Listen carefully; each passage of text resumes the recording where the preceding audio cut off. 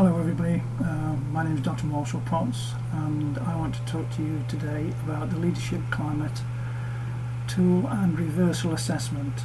So I need to start first of all giving an overview of attitudes and emotions and some instruments that have been developed to help us make sense of motivation and emotion and how that impacts on our leadership style. First of all though, attitudes and emotions, as we all know, are invisible. As everyone knows from first-hand experience, they go on inside us, affecting to a greater or lesser extent the way we react and behave in our own environment. Attitudes are recurring thoughts or beliefs that predispose us to behave in certain ways, and emotions are feelings. Things such as anger, boredom, happiness, worry, jealousy, even guilt and fear, and so on. Some feelings enhance behaviour, others hinder it, and yet others have no particular effect on us in one way or the other. Traditionally, attitudes and emotions have tended to be considered as no-go areas, specifically in the leadership and the work area. This happens is specifically true in the world of work, where the accent is often on inputs, i.e. the external environment, and outputs, i.e. the behaviour and performance an organisation is looking for.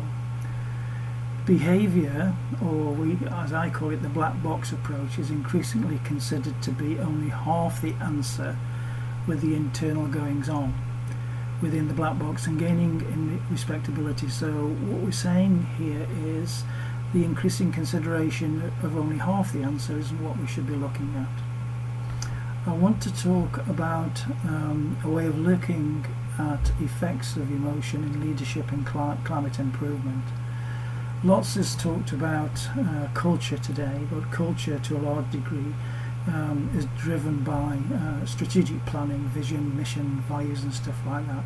However, climate is much more subtle. Climate is about the environment that's created by the leader or the people that are in charge. It's more than the way we do things around here, it's the actual environment that's created, and it's felt by the people who work within those environments.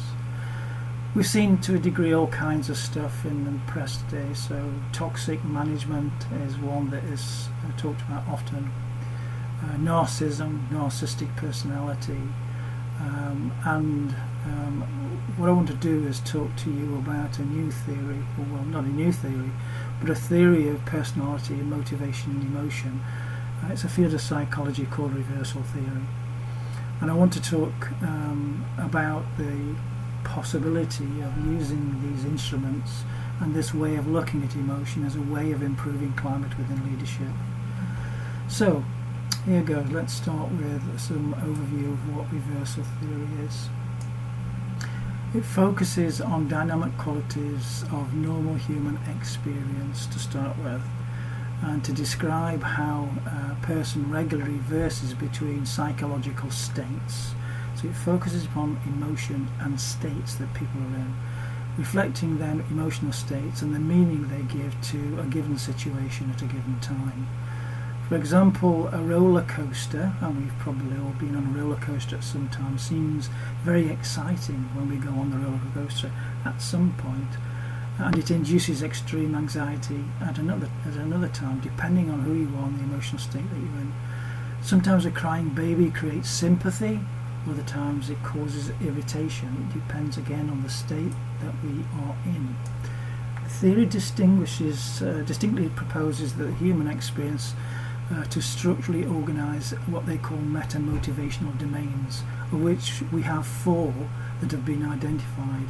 Each domain consists of opposing values or motives, so that there is only one of each pair can be experienced at any given time. Reversal theory has primarily been developed by a British psychologist called Dr. Michael Apter, and since its inception in the 1970s, and with the help of psychiatrist Dr. King Smith, it's grown in popularity. The theory is being researched, developed and applied extensively in a number of fields, notably sports psychology, business psychology, healthcare, and a number of other fields. Reversal theory is organised around a series of meta-motivational states and organised into 4 pairs called domains. Each of the pair in a domain represents 2 opposite forms of motivation. So we can be in a particular domain and there's 2 opposing forces that are working at any one time. But only one state in any pair can be active at any one time, so we're in that state or we're not in that state. What the theory says is that we reverse between the states depending on a number of factors, including our own tendency to adopt predominantly one style over another. The 4 pairs or domains are devised by Cole and Gardner further in their research in 2014. So let's start off with looking at the 4 domains. First of all, we have 1 means end. In the first 2 states are called atelic or serious and palliatoric or playful, and refer to whether one is motivated by achievement and future goals or enjoyment of the process in that moment. The second domain, or the next 2 states, are called conforming and rebellious or negativistic, which refers to whether one prefers to work within rules and expectations or whether one wishes to be free and push against these structures. You may well recognise yourself as I talk about this in certain situations, so please think about them. So let's look at domain 3. Next 2 states are called mastery and sympathy, and relates to whether one is motivated by transacting, power and control, so we can relate to that, or by care and compassion. So we can see ourselves sometimes in different occupational fields, in management and business and in healthcare and other areas. The 4th domain, with the next 2 states, are about relationships, and are called Godek and self, or aloic. Others and refers to whether one is motivated by self-interest or whether one's opposite personal accountability and interests of altruism and transcendence. So are we self-orientated or other-orientated? The primary emphasis of reversal theory relies on the concept of reversing by triggering a reversal between these states. We can change the meaning attributed to the situation.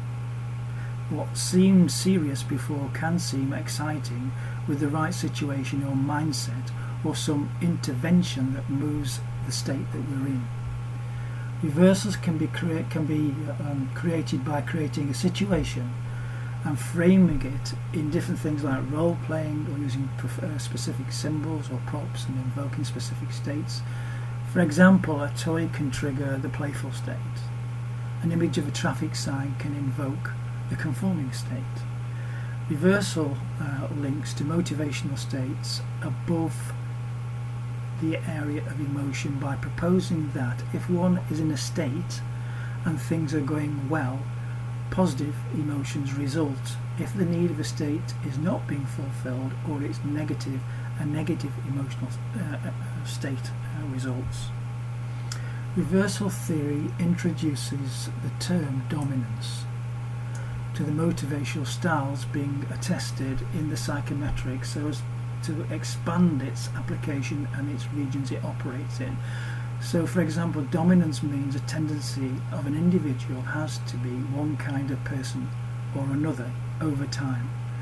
An individual may reverse into palliatic state, but if she is a telic dominant person, he or she will easily reverse into that telic state.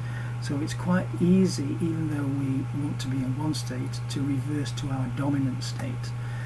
So to move from that dominant state, it requires some work, and it requires us to bring into the conscious what state we're actually in. This is really important when we are building a culture of change, or when we are looking to have a performance-based climate. The term distinguished the reversal theory from the traditional trait theory, namely one's personality is not a permanent asset. So basically a lot of personality assessments look at personality as being static, whereas reversal theory indicates that the tendencies change in accordance with the environment that the person's in, which basically has made scientists and psychologists look at reversal theory in a slightly different way to the traditional type theory. So reversal theory was first proposed in the mid-1970s by K.C.P. Smith and Dr. Michael Apter. Since that time, research using the theory has been used in sports, performance and psychology itself, health, occupation and organisation and business management and other many areas.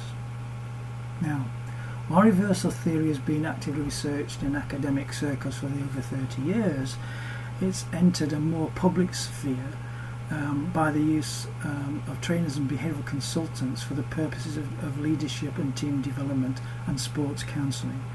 So reversal theory has had an instrumental change in being able to align leaders, sports personnel and teams in looking at how their emotional state impacts on the performance of others.